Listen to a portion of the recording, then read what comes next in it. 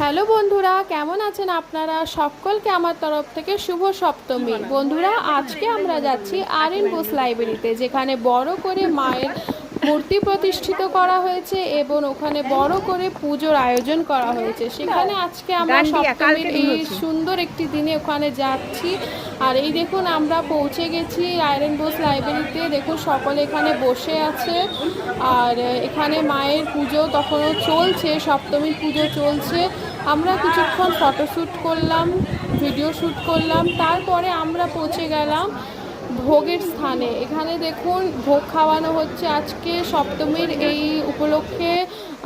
খিচুড়ি ভোগের আয়োজন করা হয়েছিল। তারপরে আমরা ভোগ খাওয়ার পরে কিছুক্ষণ এসে বসি পাখার নিচে।